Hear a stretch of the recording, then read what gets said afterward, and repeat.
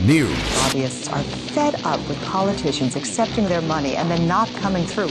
opinion, When the automated police force orders you inside, that's just them doing their job. remix. Even lost my job partially due to the whole global warming issue. Increase in oil prices. This guy's scared. This is Top Story with KLIXcast and Jill Skeen, I've been a listener for about 20 years. I'm talking to you makes me feel better. where the news meets your opinion. Pick up the phone and talk about it. 736-0300. That's 736-0300. Now, here's the hosts of Top Story, KLIXcast and Jill Skeen. 7360300 is the number to call. Man, I tell you, in this day and age, when the power goes out for whatever reason, if some drunk idiot runs into a power pole or somebody decides they need to turn off the power for a couple of seconds to do something and then turn it back on without telling anybody. No one will notice. Oh, gosh.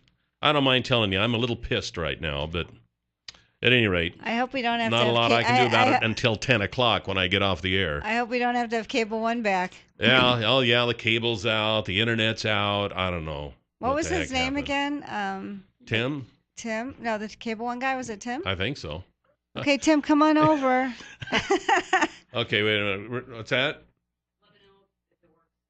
Oh, okay, thank you. Oh, All right, I don't know if it'll work or not. I can't tell in here because I'm not doing anything that uses it right now. So. Okay, now where were we? I'm sorry, Steve. So the question I didn't was, realize this lawsuit against the GOP was going to have such a traumatic effect on the Magic Valley and Idaho Power. Yeah, right. It's just blowing things all to pieces here. Now you know how we feel inside the party. So I think the point was, what happens? Do you think the other side is going to sit there and go, okay, well, we'll resign to the fact that this was the court ruling? Yeah, if that's what comes down, one would hope and one would think that they would just say, okay, we played our last card and we were not successful, and so we will go ahead with the August 2nd meeting in Boise and elect a new party leadership and roll forward from there. There are lots of things going on. We now have got two front runners, at least. Well, we have two front runners. We don't have any idea how many additional individuals want to be a state party chairman. But we have two front runners that have sent out mailers and posted things and are actively pursuing selection as the state party chair. One of them is a guy from Idaho Falls by the name of Steve Yates. He has a very impressive resume. The other one that comes out is a kid from Burley by the name of Doug Pickett. And the Pickett name should be quite common here in the Magic Valley. Yates has only been in Idaho for about 3 or 4 years, but he has an impressive resume of working in the Washington, D.C. area. Is that where he's from? He was raised in Maryland, I think he says in his bio. But he's an Easterner. He's an Easterner. I know. How do you feel about that? So what? Good gosh, is he a real Idahoan? What is he doing in Idaho? That's right. He's a That's plant. what I want to know. He's a plant. He is. Yeah. Why is he out here? What's his real reason? He says that he has some brothers who live in Idaho Falls. Right. Whatever, brothers. His family, other family members in Idaho Falls, and he just wants to be closer to family members. We have a caller. Okay. Yeah, we have a caller. I don't know if the phone system's going to work. Well, Let's give it a try. Top Story, you're on the air. Good morning. Good morning. Hello there. Hello. How are you today? Can you hear me? We can't hear him. Okay. No, apparently not. I don't know. I don't think it's the phone system. But anyway, go ahead. Where were we? Okay. So these two guys have surfaced as the two front runners for the chairmanship position. We still have a guy by the name of Mike Duff from Blackfoot who has thrown his hat in the ring. We have there are probably a couple of others who will show up Saturday morning and want to participate or be considered a candidate as well. We also now have people. There's 5 elected positions: chairman, first vice chair, second vice chair, secretary, and treasurer.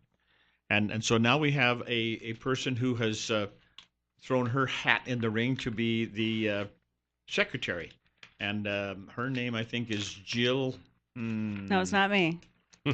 Yeah, get on the ball. I'll be like the other guy. Jill Cravens. No. She's from Blackfoot. Yep. And has served in the Bingham County Republican Central Committee for a while. She is a high school teacher and lists some very important criteria for selecting a successful secretary. And so now we have got that group of people that are starting to surface. And they're going to be attending this Saturday's meeting. Assuming that the judge says, okay, have your meeting on Saturday and you guys get this thing worked out. This is not something that the court should be involved in. If the judge should say, here's the permanent injunction against the August 2nd meeting, then everything goes into fruit basket upset because what will happen on the August 9th meeting? We know what the agenda is for the August 2nd meeting. We're going to elect new officers. The August 9th meeting, that agenda could be a little bit more difficult to get your hands around. It could in a de facto sense, say, well, Barry Peterson, you are still chairman, and so why do we need to have an election? Yeah. You could just remain chairman for 2 more years. Now, how would this side accept it? How would your side accept it? I don't think that would go over too well. And actually, I can tell you it wouldn't go over at all. So then what would happen? So the point is, if both sides aren't happy with the legal outcome, how are you going to bring it together, or is this going to split the Republican Party? Interesting question. Will we reach the point where the libertarians and the constitutionalists vacate the Republican Party? Mm-hmm. And because there's the ones who are trying to hijack it at the present time. And so if this wins... Well, now, let me just stop you right there for a minute. Hijack's a bad word. Well, it is kind of, because I've heard from a lot of down-home, salt-of-the-earth Republican people who say they are on that side because they believe what you might call the mainstream Republicans have gone to the left, and they have left the Republican Party. Yeah, they're too moderate. So they're simply trying to save what's left. And you'll get that argument from both sides. And 2 or 3 people that I know say, wait a minute, as a Republican Party, we are extremely conservative, probably one of the most conservative groups in the United States. Why do we need to become more so? Let's just maintain the course. We're very conservative, very directed. Let's stay right on task. And then we have the far right-hand side, so to speak, who say, wait a minute, we've got to be more so. We need to do this and this and this. So do you agree with Kelly that the far right wing is the true Republicans and you guys are more moderate? I mean, I don't agree with that at all. Moderate, I don't think is part of the vocabulary. We are the traditional conservative Republican Party. But so you're saying the right wing is more right wing from you. Those guys are really. So who are you saying is the established one? I'm just saying what people are saying. I've heard people say they've left it. They don't even identify with it anymore. Right, yeah, exactly. But not because they're too far left. It's because they're too far right. So that's the thing, though. You're hearing that on both sides because from the real writers, you hear that they did leave it and they went to the left. Yeah. So, you kind of got he said here. Yep. The libertarian constitutionalists will say that we absolutely have abdicated our conservative responsibilities and we have moved more to the left of center. And so the Barry Peterson wing, you might say, is just trying to save what was the Republican Party in Idaho. Pull it back to its conservative base. We have a caller. Let's go ahead and see if we can get her this time. Top story, you're on the air. Good morning. Good morning. Hey, good morning. Can everybody hear me? Yeah, we can hear you. All right.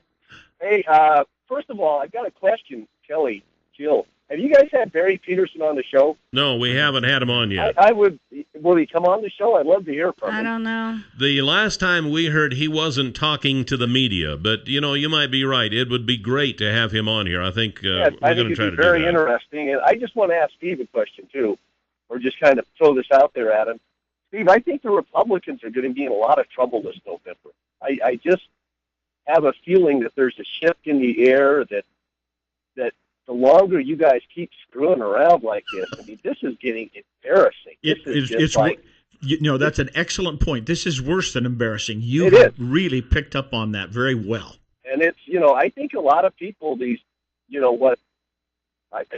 I'm even confused now, what the conservative or is it the liberal wing of the party that you guys represent now? I mean, I know. For anybody to call the traditional Idaho Republicans liberal or not conservative enough is the most ridiculous thing I've ever heard in my life. Yeah, it's crazy.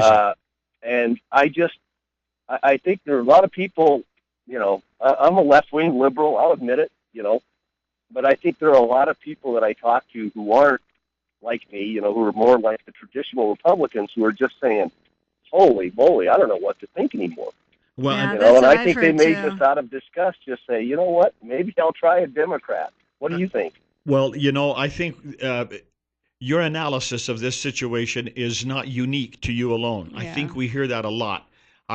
In the past couple of weeks, I have visited with several acquaintances and friends from the Treasure Valley area, and I would consider them to be very Republican in nature.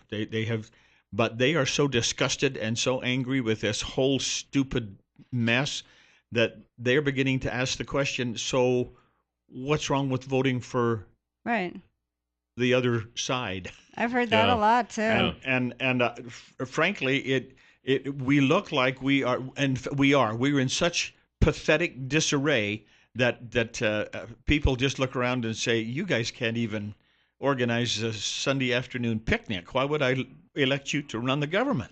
Do you think they would really vote for, quote unquote, the other side? Or because I still maintain that conservative folks in Idaho will vote for a bad Republican before they will a good Democrat. I think that's mostly correct, but I think we're seeing a lot of change in that.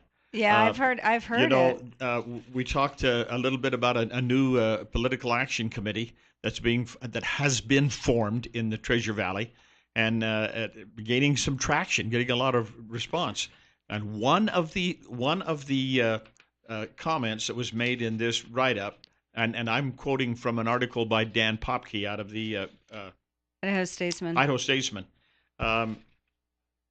He indicates that over 53% of the voters in the state of Idaho are what we would categorize as unaffiliated. Right. Yeah. In other words, they have not marked the Republican ballot or they have not marked the Democrat ballot. They consider themselves unaffiliated voters. So where do you think those votes will go? Well, here's the more poignant question, I think, Jill, and that is, who really determines the success of an election? Oh, yeah. The unaffiliated voters. Absolutely. And if you continue to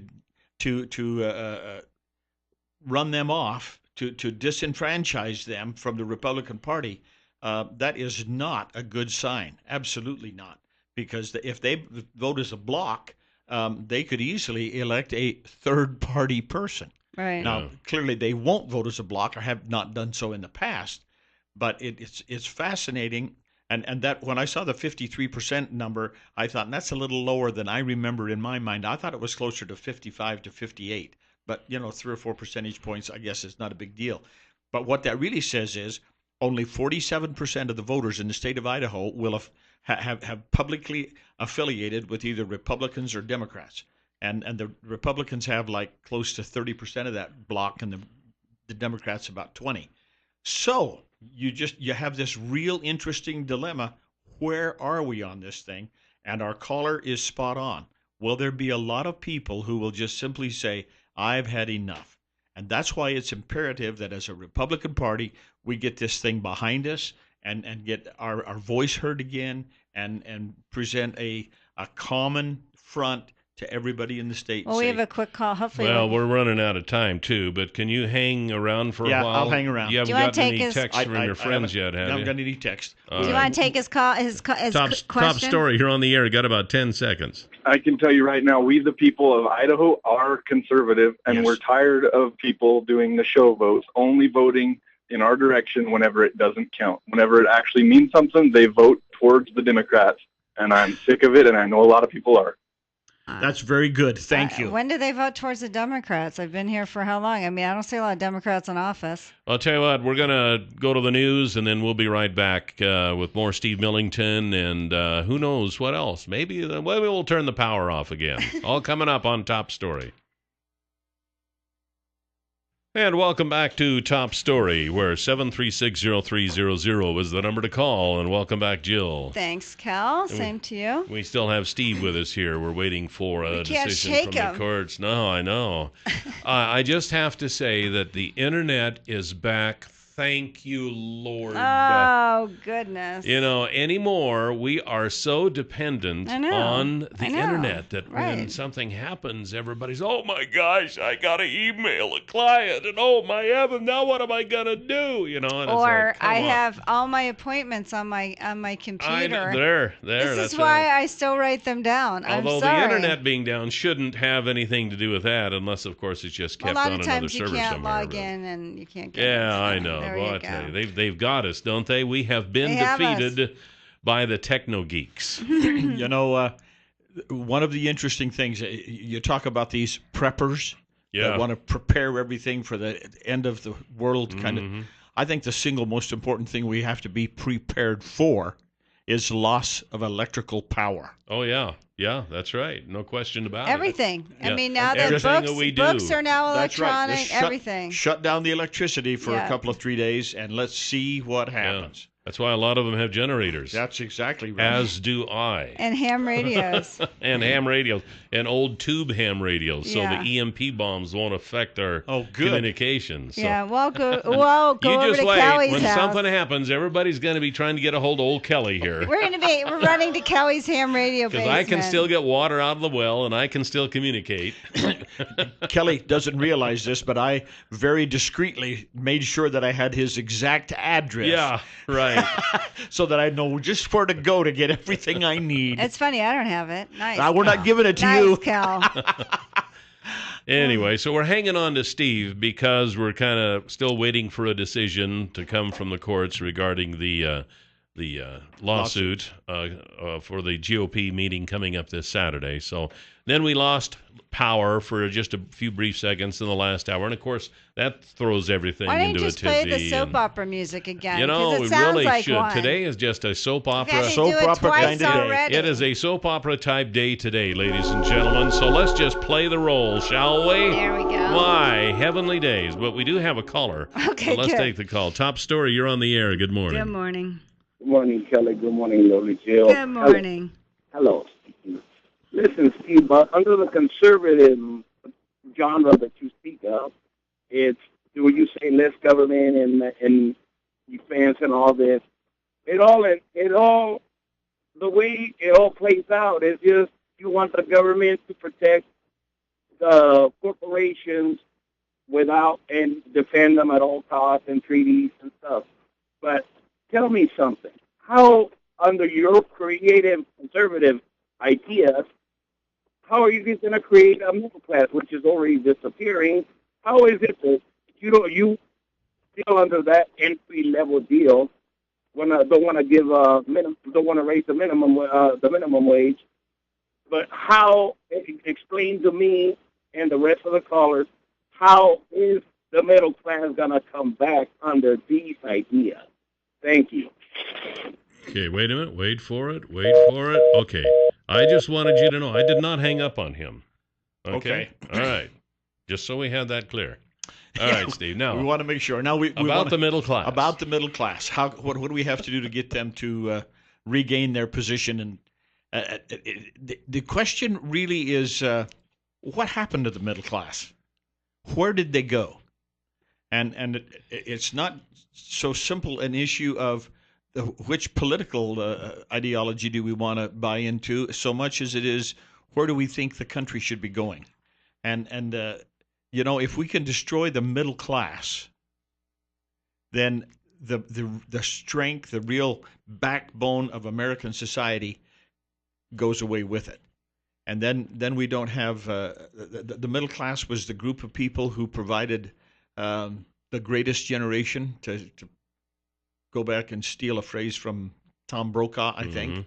That's still a fascinating book. If you haven't read it, you need to spend a few minutes. Or a few months, probably, in my case.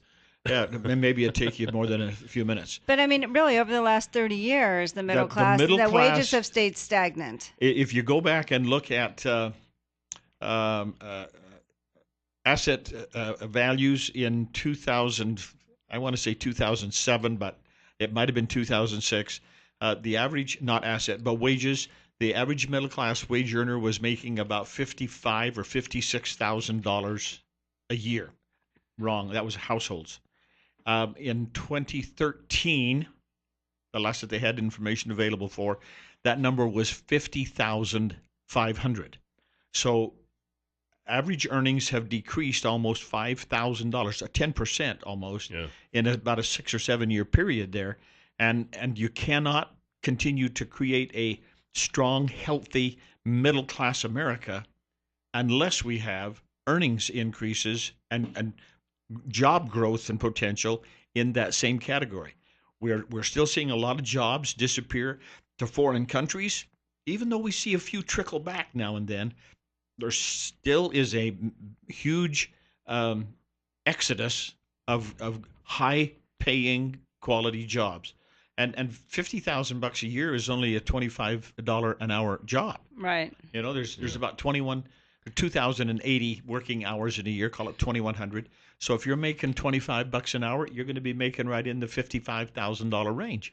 And I've always thought, well, that's a pretty good job, but it's not a wealthy job. Right. It's just a pretty good kind of a job. Well, those are the kind of jobs that still seem to be on an exodus out of the United States. And I think too many government regulations is an issue. I think the corporate tax rate is an issue. I think,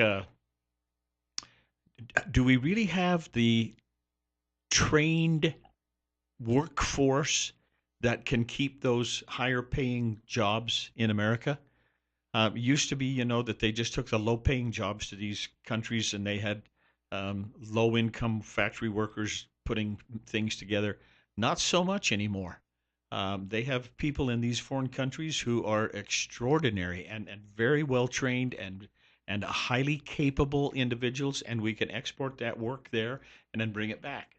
I remember a few years ago I read a book by Tom Friedman, I think is the name, The World is Flat. Mm-hmm, that's him. And he mentioned in there an example of where you would go in and have a X-ray or an MRI, and that information would be sent to India, and the radiologists would read it and whatever it is they do to it, evaluate it in India, and send the information back to the United States.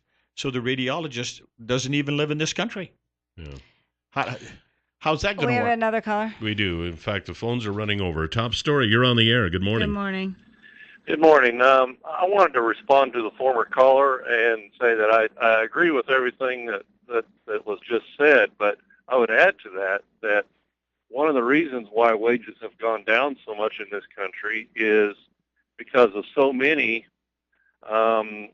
immigration, you know, illegal and legal, that it has thrown our labor market out of balance, and there's too much labor for the number of jobs. And if we were to both get rid of a whole bunch of the illegal people that are here and get them back to where they came from, and to shut off our borders, that the labor market would get back in balance and wages would go back up the way they're supposed to be. We talked to, is it Brent Olmsted from the Idaho milk producers, and and this was a couple of weeks ago. Actually, he said just the opposite. He says that the dairies and such can't hardly, he said, and they're paying good wages, but the dairies can't hardly find enough legal people to work, let alone illegal people. Or should I get that? I've heard that argument. And perhaps there's probably another side of that some people are just too lazy to work at hard jobs. I don't know the answer to that. Well, that's part of the problem that he mentioned. Yeah, he said they can't get American citizens to work those jobs, even if they are paying fairly good wages. So, but I think also because we have 3 million jobs in this country that are unfilled because our workforce isn't trained for it. And that's part of the issue as well. I don't think it's the lowest paying job, not to mention that the minimum wage should be increased to help these people get out of poverty, but and help the middle class. Well, if you talk about 50,000, how do people live on $7.25 an hour? I think the inadequacy of workforce development and job training is really a critical thing. So many companies will say, I can't find people to fill this position. They do not have the proper qualifications. Do you think part of that might be that it costs so dadgum much to go to school in America now? Well, the universities? It costs an awful lot. There's no question about that, and it's over the top. Getting through those places is a tremendous burden. The biggest decision that high school age students have to make today is not what career do I want, but how can I finance that opportunity? Yeah. And many times they just keep emphasizing over and over and over, stay close to home. This is an advertisement for the College of Southern Idaho. Stay close to home. Use a community college where you can get the first couple of years of we used to call them filling the groups. I don't know what they're called now, but the basic courses. The basic courses. Yeah, That's right. Fill those things close to home and then migrate to a 4-year college. And with CSI in Twin Falls, you don't have to leave. It may take you a little longer, but you can get on track at Idaho State, Boise State, and University of Idaho and stay right here in Twin Falls and finish up a regular bachelor's 4-year degree. And yet we have 1 out of 12 actually complete college in I would like this area. I'd like to know how they evaluate that. There are several factors that hit that thing that I wonder if they're taking into consideration. For example, there is a lot of Latter-day Saint population in this area, Mormons, if you will, and with the change in the age requirements to serve full-time missions, these kids can go on a mission at age 18. And so they make this assumption and they say, oh, they're not in college, they're not in college. Well, they're in the mission field. And when they come home in 2 years, then they go back to school, but they fall out of the matrix that they're using to create that formula. Now, I don't think that's... So you're saying that's not accurate? I don't think that is the total answer, but before I put a lot of credence in that kind of an explanation, I would want to know what criteria are they using to make that determination. Yeah, well, even if it was 1 out of 8 or 7, it would still be it's not that good. great. And it's interesting. In the last year, we've had the gold mining companies out of northern Nevada, and I want to say Newmont Gold. Yeah. And they put together a machinists program at College of Southern Idaho because they couldn't find qualified machinists to work in their repair shops. So they opened up a program at CSI and said, come here and take this program. I'm sorry, I don't know enough about it. I don't know whether it's a 1-year or a 2-year. I don't know. But they're begging people to take training to go down there. And these are jobs that are paying in the $25 to $30 range. Yeah. I think another problem is a lot of this generation and the younger generations don't want to get their hands dirty. All they want to do is play with computers. But we'll be right back here on Top Story. 7360300 is the number to call. And yesterday's $100 instant winning name is Bob Pollard. Bob Pollard, congratulations. And your $100 word of the day for today is next. Next. N-E-X-T. Next. Go to our website, newsradio1310.com, click on Word of the Day, type in next, listen tomorrow. You hear your name tomorrow, played the Word of the Day today, you win $100. That's how easy that is. I don't know how simpler that can get. I don't know. It's just as simple as going to the UPS store and renting a mailbox. You got it. Go to the corner of Blue Lakes and Addison, rent a mailbox, and you say, why do I need a mailbox? I'm like, well, maybe you're moving. Maybe your party chair took over the office. You don't know how to get your mail. I'm sorry, I can't help myself. I love it. Anyway, maybe your mail isn't as safe as you think it should be. Go to the UPS store, tell them that Joe or Kelly sent you, and you'll receive 1, 2, or 3 additional months free, and that's based on the length of the lease that you choose. While you're there, you can pack, you can ship, you can laminate, you can copy. No drop-off fees for prepaid packages or mail, and you can buy a cute little animal card for all your friends and family, and they're open on Saturdays.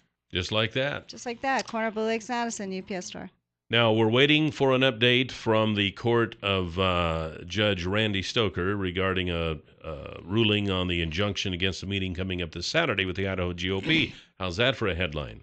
So, that's a good one. What have you gotten so far? Well, about 10 minutes ago, I got a text that says, we are still waiting. Oh, so is one of those this deals. Is what we say. You got bupkis. Yeah. Nothing. Yeah. The wheels of justice grind slowly. And this morning, very slowly. Yeah. And they grind so slowly that they blew out our entire electrical system in this facility. Yeah, that's right. I wonder if a lot of people are attending that hearing. I don't know. You would be there if you weren't here, right? I probably would be, yes. Yeah. But is anyone there? Does anyone know? Is anyone in the courtroom? Tell us. Obviously, your plants say that they're still waiting. They're still waiting. And as soon as they issue something, if it's before 10 o'clock, we'll find out. We got a caller. Come on, Judge Stoker. Top story. You're on the air. Show. Good morning. I just love how you hear every day that the Republicans get blamed for the way that the wages are, for the jobs that left, or anything else. Now, correct me if I'm wrong, but I seem to recall that when China was granted most favored nation status, that Bill Clinton was the president, and that Bill Clinton pushed that through with the Department of Commerce. I'm not saying Republicans weren't involved, but I'm saying, for Democrats to sit there and wash their hands and say, hey, all these jobs are leaving because of the Republicans, to me is just, it just shows how short-term the memory of the American public is. The next point being on jobs is, again, if you have, what is a good-paying job? You got a guy who comes out on a dairy. What did he say his good-paying job is? I don't know very many people that are out milking cows making $50,000 a year. So I mean, I don't know. I think that when you have people come in and they're willing to do those jobs at such low wages, and they send the money they don't keep the money in our economy. They send it back home. Mm-hmm. That's true. And I think though that if you were really to think about it, that if those low-paying jobs, they would have to pay more to get the labor there that they needed. They would have to pay whatever the market decided the demand was. Now, would that make our food cost more? Yes, it would, but everybody would be making more money, because if they were paying somebody $50,000 to milk cows, it would probably be hard to pay somebody, $7.25 to flip burgers at McDonald's. Look at Williston, North Dakota. It's a perfect example of what happens when you have a true free market economy. You've got oil companies out there that are paying people $100,000 a year. What's starting wage at Walmart in Williston, North Dakota? $17 an hour. So I saw that too. And let me guess, does it help the economy? Of course it does. Well, does it? But that's the market. That's not government coming in and saying that the minimum wage needs to be $17. Don't you think the minimum wage should be increased at all? No, for I federal? do not. Really, it should stay at $7.25 an hour. It should be demand driven. Yeah. And our We're paying for that. Our caller made an interesting reference to McDonald's. The last time I was I wasn't in Williston. I was just south of Williston in. Right on the North Dakota-South Dakota border, but the McDonald's store there was paying $15 an hour, and there was a $5,000 signing bonus. If you stayed for 6 months, they gave you the signing bonus. Yeah, and also, and it helps the economy. I'm moving to South Dakota. I'm sorry, I think the minimum wage should be going up.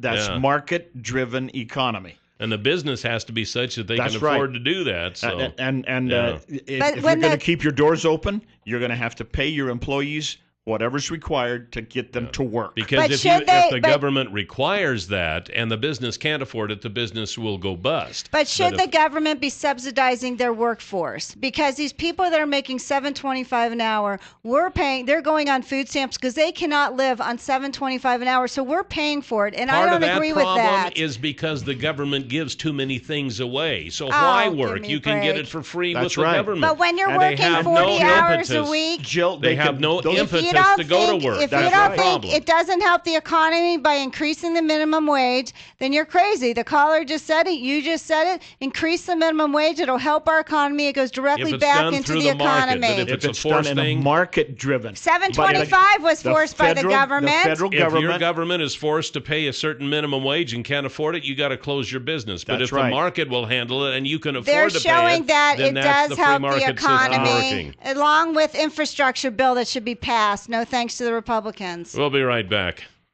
7360300 is the number to call. Well, things are starting to get interesting here. Steve Millington is on the phone as we speak, trying to find out what happened. Apparently, he did not dismiss the lawsuit, so that's the latest we have so far.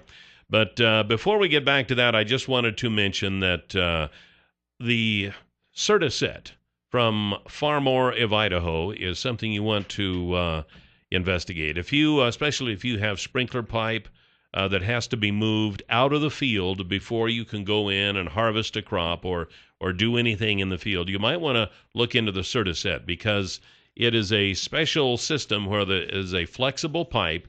It is picked up by an attachment on the swather and dropped down behind the swather, and you don't ever have to move the pipe in order to go in and swath the hay. So it's quite a development in technology, and the folks at Far More of Idaho can really tell you a lot more about it than I can. 324-3341 is the number, or at farmoreofidaho.com, and ask them about the Certiset that you heard Kelly and Jill talking about. Okay, so this I have, the Idaho Statesman's covering it. Oh, okay. Yeah, so we have their little tweets. So their reporter Sven Berg, I don't know, he says, Judge, this was 2 minutes ago, Judge denies defense motion to dismiss Peterson lawsuit. So it's in recess for a few minutes now. So apparently you guys thought that they would dismiss it altogether. Well, our great hope was that they would. My text that I got just a minute ago says there's no dismissal yet. They're taking a short break. My guess is that they're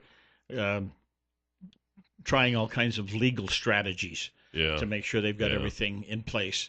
But so I guess there's more than two dozen people in the audience. Judge is denying any cameras in the courtroom. Yeah. So no photos. So anyway, that's common. Yeah. The attorney for Barry Peterson, moved by fellow party members to strip him of Republican chairman post, as irreparable harm required to stop August 2nd meeting. So I don't know. We'll see what happens. Wow. But he didn't dismiss the Peterson lawsuit. Not yet. So we got until just before 10. Yeah, we got 20 more minutes. We'll see what happens. Yeah. Meanwhile, we've got a caller. Top story. You're on the air. Good morning. Good morning. Let's see, did I? Oh, you Is know what? anything gonna go I'll dark bet it would again? help if I pressed the button. Oh, good. You got me nervous. I am so sorry. Top story. You are on the air. Good morning. Hello? Hello? Hey, how are you today? You're on the air. Good. Hey, I just want to say that my husband has worked on a dairy for 20 years. He hasn't had that many raises in that time, and also he's gotten banged up a lot because it is a dangerous job. The Hispanics that work out there, most of them are on Medicaid, food stamps, whatever, because you guys were talking about you can't get people to do the dairy jobs, but you can't go out and do a dairy job and then you're going to get paid such a low wage that you're going to end up on Medicaid anyway. Right. So, and it's for these corporations that are complaining about raising the minimum wage. Hey, I feel for the small business guy. If they can't afford it, and it's going to hurt them, that's one thing. If you're talking about McDonald's, Costco, these big companies that can afford to raise the minimum wage, give their workers a decent living wage, that are billionaire corporations, and they're crying about it. That is a farce. Yeah, Walmart. Interesting question. Yeah, what do you think, Steve? And one of the major components of the cost structure of any corporation is the labor costs. And in my previous experience, one of the things we always looked at the hardest was what are our labor costs going to be. And I remember approving projects that would modernize or automate procedures, and the principal justification was that we could eliminate 200 jobs. Yeah. We can just eliminate that, and we can take all of the savings from those 200 jobs and use it to justify the process improvements. So can we pass a law then that will exempt the mom and pop store, but only apply to the corporations? I'll bet the attorneys would have a heyday. Oh, they'd have a heyday with that one. They would. That would go completely. And there'd be so many different things. Well, what about franchise stores? Well, what about this and that? And you look about sizes. Let's say that I owned half a dozen fast food restaurants, Steve's In-N-Out Burgers. So instead of having it all under one corporate shell, we would have 6. This would be a separate corporation here and a separate one, and none of them would have more than 20 employees. Yeah. And so I would fall underneath the. Or maybe you might raise your burger $1. But hey, I just have to say, I just got a text. So it did confirm the judge denied the motion to dismiss. So they will now present evidence. He's hoping to be done today. The real issue is how the rules apply and were they applied correctly. So now they have to present their evidence on those things. Okay, so he was just kind of saying, well, before I make a decision, I want to hear both sides. Now I want to hear the rest of the story. Yeah. Okay, well, that's kind of a reasonable request. and that's not unreasonable. You just thought that this lawsuit would be thrown out to begin with. Yeah, that was our hope. That would be the easiest way through it. I hope you have a good case. We'll be right back here on Top Story. 736-0300 is the number to call here this morning on Top Story. We have the phones running over. We have Steve Millington with the Twin Falls Republicans, and we have July ending on Thursday. And during July, as you know, because you've been paying attention to everything that I've been telling you, they're having a huge blowout on the entire inventory of Starcraft and Dutchman travel trailers at Bish's RV. Plus, you'll get $1,000 in parts and accessories with your new travel trailer purchase at Bish's RV all during July, located at the Curry Crossing. So if you don't have an RV, this is your chance. And then you can go camping whenever you want. There you go. You don't have to rent one. You don't have to borrow one. You don't have to go to the hills and stay in a little tent that's cold at night and hot during the day and get rained on and get bugs. Wind blowing. Is that the point of camping? Come on. Come on. What was it? I saw the other day going camping is the art of spending a fortune to live like a homeless person. Well, that's what's nice about it, though. An RV from Bish's RV, you don't have to do that. No. You can have the comforts of home. So Absolutely. Stop by and see him at Bish's RV at the Curry Crossing between Twin Falls and Filer on Highway 30. Okay, so the latest on the lawsuit is? The judge did not dismiss it. He's now requesting more oral arguments from both sides, and that means that he is going to listen to a little bit more in depth the arguments from both parties, and then they hope to be done sometime today. Now, whether or not they get done before the noon recess is a big question, but we are now in the oral arguments stage. Okay, so they're not going to get done before 10 o'clock. No, so I don't think that's going to happen. They're going to hear the full case. All right, well... we can talk about it tomorrow morning. Who's representing Mike Matthews? And they've got a law firm. The lead law firm is located in Idaho Falls, and I apologize, I was not familiar. Fortunate, I do not know all of the law firms by name. Why was it filed in Twin Falls County then? Then they went to Idaho Falls to get this law firm because they've done a lot of work for Republicans and Republican Party previously. They also has a backup from a law firm from Boise. So they've... No, but I mean for Barry Peterson, those guys to file. It's interesting they didn't file it in like Ada County. I've always wondered why that... There's some strategy going on. The defendant in the lawsuit is located, physically lives in Twin Falls County. And so Cindy doesn't. They may have filed it here. But does Cindy sit away? No, the lead defendant is Mike Matthews, the first vice chairman of the... Well, they were both sued, though. Well, that's true, but the lead defendant, the primary defendant, is Mike Matthews as first vice chair.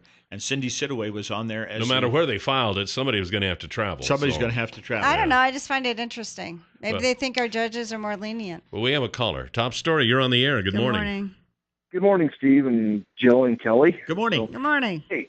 I heard the one caller talking about the wages in Williston, North Dakota.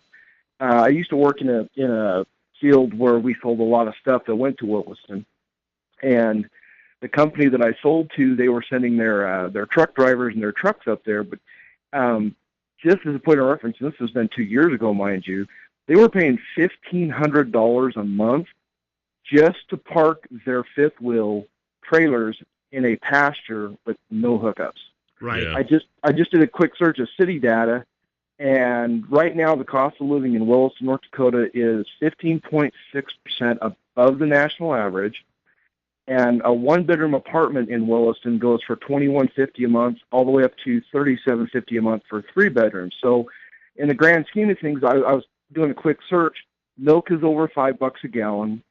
Hamburgers over $5 a pound for regular ground beef. Bread is over $2 a loaf. So the only thing that's cheap there is fuel. So in the grand scheme of things, if you look at, at $17 an hour versus what they're paying for cost of living, you're right back down again to what people are making here and what they're paying for. and they have to pay those kind of wages to keep the people there versus what they're having to pay out of their pocket for utilities and everything like that. That's a good point, because it proves that it's kind of relative. That everything is relative. And thanks for that. We look at that the free market economy functions well, but it is driven by demand and supply. And when we reach the point where that everybody in the world is lined up outside the employment office in Williston, North Dakota, then the supply will be plentiful. And the demand will shrink because I don't need to pay you $10,000 a month. I can get it done for $5,000. Yeah. And the other thing that happens with those kinds of situations is that in a free market economy, we have a thing called creative destruction. Innovation moves in, and they start to innovate a lot of these job requirements to make them less human resource required. Yeah. So we can do more automation with machinery and equipment and fewer humans and control our costs. It's just a natural evolution of these things. I don't know if we can get this call in real quick or not. Top story, you're on the air. You got about 10 seconds. Awesome. We always say that we would subsidize people who work.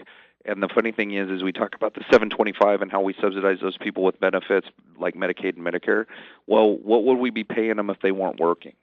I mean, we're going to be paying for their benefits either way. At least if they go to Walmart for 40 hours a week, they're doing something productive in society other than just sitting around watching Oprah. Why do you think it's okay to subsidize Walmart's workforce? Give me a break. Well, it's time now for the Huckabee Report, brought to you by Waddell and Reed. We'll be right back.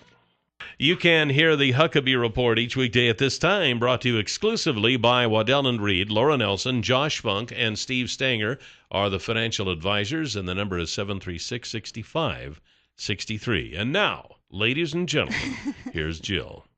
I want to tell you about renting mailboxes at the UPS store, Steve. You need to listen up, because the result of this lawsuit with the Republican Party, you might need to get your mail somewhere else.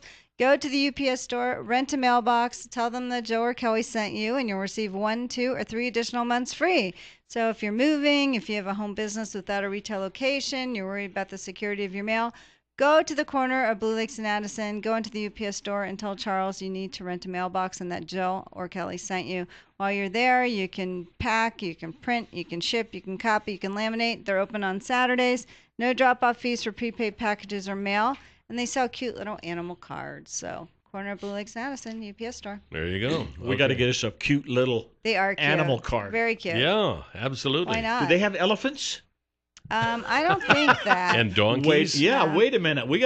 You tell him that he's got to get some elephant cards in there. I have to tell him. You tell him. I don't care if they have elephant cards. You go tell Charles. Cards. Jill wants her donkey cards. Oh, my donkey cards. They have kitten cards, but right now I'm most sad about kittens, so whatever. Yeah. Okay, well. Okay, so we don't know anything yet, other than he didn't throw the lawsuit out. No, he did not dismiss it. He is now calling for oral arguments from both sides. And they will go through that phase. Questionable whether or not we will get a decision before the noon break, the lunch break. So we're probably looking at something later this afternoon. Yeah, well, when we do, can you let us know? Yeah, I will. Text us send immediately. You a quick note and say, ha. Very good. All right. So what's your do you want to be a prediction on this? No, not now. What? Why? You thought they were going to just throw out the lawsuit? No way. Did you think that, or were you just hoping? I was hoping that's what would happen. Yeah. In these kinds of things, you're always going to go through the process of the discovery and making sure that you've covered all the bases before you just make a decision. Yeah. So it would have been really interesting if we'd have just thrown it out and said, okay, we're done. Yeah, but now do you think, and you were at the convention, were the rules applied correctly? I thought they were. There was some misconceptions, misunderstandings at the end of the convention when they said if we adjourn and go home, everything remains exactly as it is. That was Cordell Razor's evaluation. He has subsequently said, I was wrong. That's not what the rules say. That is not applicable. So then the rules were not applied correctly at the convention. At that point, based on his instructions to Raul Labrador, that was incorrect. Okay. When the convention adjourned, the tenure of the then elected chairman ended. Uh-oh, here you go. But Idaho rules require officers to be in place at all times, so I don't know.